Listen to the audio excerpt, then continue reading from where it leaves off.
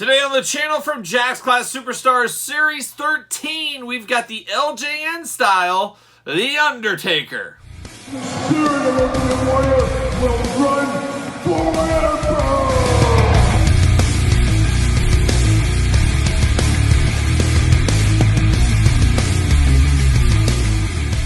Welcome everyone, Kyle here, and welcome back to the channel for another Jack's Classic Superstars unboxing and review. And today, from Classic Superstars Series 13, we've got the LJN style Undertaker. But remember, for all your modern day wrestling figure needs, to hit up Ringside Collectibles, use discount code Kyle, save yourself 10%.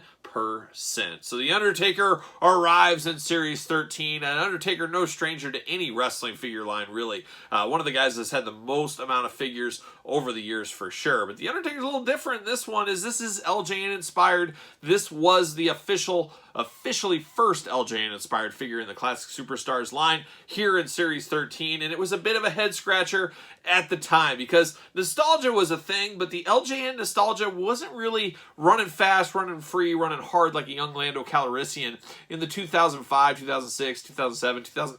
Really the mid-2000s. It really wasn't. It wasn't until around 4 or 5 years ago is when LJNs really caught fire again. So I don't know if there was a lot of love and a lot of nostalgia for the past. Obviously, there was nostalgia, but collectability, things like that, and people looking for LJNs wasn't at the top of most priority of collectors at the time. So it was a bit of a head scratcher.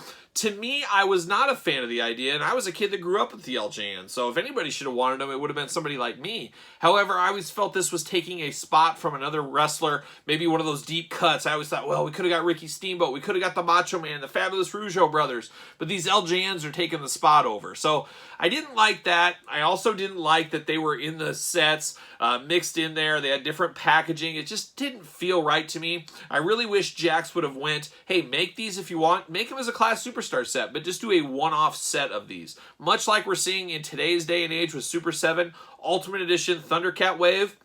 They're doing one set out of the norm. They could have done the same thing with these LJ Inspired. Just do one set of them. Instead, they did them. They kind of made them chase-like with one per case, things like that. And then there was certain stores that didn't get full cases, and maybe they didn't get these. But they weren't the hardest things to find, that's for sure. But it was just an interesting concept idea, and one that kind of fell a little bit flat, I always felt. But anyways, we're going to do this like we do all the other unboxings on the channel. We're going to take a look at the packaging. Kinda. We're not going to unbox it, though, because I already have this loose, as you guys know, in my collection. So we'll look at the packaging, then we'll take a look at the loose one, and we'll talk a little bit more about this. But the packaging, the one thing I do like is at least the packaging style was very, very similar. It is different, but it was very, very similar. As you can see, the blue border here, kind of giving it that LJN blue, kind of LJN graphics on the side, Undertaker down low. So it was trying to give a nod to the past, but keeping it Classic Superstars inspired, which I guess was good enough. But I would have liked to seen just maybe make everything blue, keep this packaging, and like I said, keep it as a subset would have worked better. One thing to note about these, heavy, heavy figures. However, Undertaker's a bit of an anomaly, and we'll talk more about that when we get him out of the package. But very heavy compared to your typical Classic Superstar. And then another thing that is to note here, a lot of people forget about this one in Classic Superstar Series 13 because he's not a part of the cross-sell down below.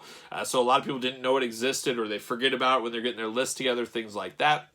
And we got a very, very big set in Class Superstars Series 13. You got UPCs, you got the warnings, tail of the tape, the blurb, glamour shot for The Undertaker. Let's see what it says about the old dead man here. Debuted 1989, 328 pounds, 6'10", finishing move, the choke slam, the tombstone pile driver, and the last ride. Titles, WWE Champion, World Tag Team Champion, and Heavyweight Champion. So very cool there. We'll put him off to the side. And then we'll grab the Undertaker here. We got his figure. Now, let's talk LJN style. A lot of us remember the LJNs. Even if you don't collect them, you know what they are. You've seen them. Maybe you felt one at a toy store or something like that. This doesn't quite feel like an LJN. It's not as rubbery. It's a lot more hard plastic. A little bit of movement, but really not much. But I will say this version of Undertaker a little heavier than the other versions we got. And one thing is about some of the other versions, I would say 99% of the LJN figures that were released, the LJN style figures that were released, have the dreaded Jack sticky disease. Around Series 13, I've always said that's when the disease really started. Some kind of change in plastic, whatever it is. But all these other ones, the Austin, HBK, the Hardys, Trish, I can go on and on. they have that sticky disease to them. And I don't know why, but Taker does not. There's got to be some kind of different plastic that was used here. I'm not exactly sure what's up with that. But it is very, very interesting to figure out that classic superstar sticky disease. Now, we've put these before next to LJNs. Height comparison-wise, these are much smaller. These are more typical size-wise to the OSFTMs, for example. If you know those original San Francisco Toy Maker WCW figures, they really belong in that universe more than an LJN universe. And maybe that's just me, but when I display these, I do display these with my OSFTMs, not with my LJNs, because it just looks better to me. But the Undertaker here looks really good. You know it's the Undertaker all day long. He does got his Sarah tattoo. He does got his big Undertaker hat. It is not removable. Nothing is removable here. This is basically a plastic statue is what this is. There's no articulation anywhere. I do like the arms going out. Kind of a very cool dead man pose. Got the deep V. Deep Vs were a big thing this time with the Undertaker in his singlet. He's got his black boots, black duster, black gloves, hands showing out. But he does have his white eyes, which is really cool. Then you've got a little brown trim on the hat, so that is some nice attention to detail.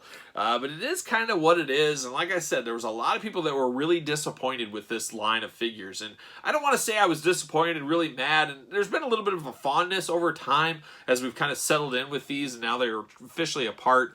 But at the time, a lot of the hardcore classic superstars collectors, like I said, like myself, we just kind of had an audible groan, like, I don't want these in the line, it's taking spots away, it's just making too much of a change going on. But one thing is crazy is, here we are all these years later, like 17 years later, and we know Jakks Pacific has a lot of the Jeremy Padowers of the world over at the Jazzwares team. Well, what is Jazzwares doing with their Unmatched line? They're putting LJN throwback figures in there. We've got Cody, we got Darby Allin coming.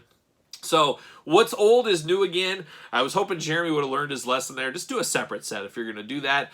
But it's interesting. And Jeremy's hinted at possible retro-style figures like our Hasbros in the AEW line. Nothing's off limits, really, is what he says. But it's interesting how they, every other set's going to have one of these LJN-inspired figures.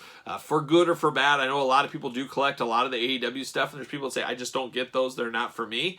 And I get that. And there was a lot of people back in this time that felt the same way about this very Undertaker. So, interesting thing, interesting conversation piece. Of course, the packaging is different on this one. We will talk about Series 14 Stone Cold Steve Austin LJN very soon here on the channel. You'll hear some stories about that. And that was a little bit of a mess up over on the Jakks side as well. But the Undertaker one, as far as the LJN figures go, I would say this one is one of the top ones that was released in the Class Superstars line. So they started off really hot. Faded a little bit though, and we'll talk about all those in future videos as well. But now it's time for you guys to sound off in the comments down below. What are your thoughts on this Undertaker? What are your thoughts on old school LJNs and this LJN? Were you the same kind of opinion as I was about these being in the set? Or do you got a different opinion? Let me know in the comments down below all your thoughts on these classic superstars LJN type figures, specifically the Undertaker. Don't forget to like this video. You made it this far. Subscribe to the channel. Turn on the old notification bell. Don't forget to follow along and subscribe to the old Patreon where you get videos like this months ahead of time, bonus content, exclusive content, and monthly giveaways over there on Patreon. You also support the channel when you do become a member of the Patreon, and you can support the channel on ProWrestlingTees.com. Search Kyle Peterson as well. And don't forget about social media. Make sure you subscribe over there. SirPaul64 on Twitter, Instagram, _Kyle_Peterson. So for the Undertaker LJN style, I am Kyle, and I'll see you guys all real soon.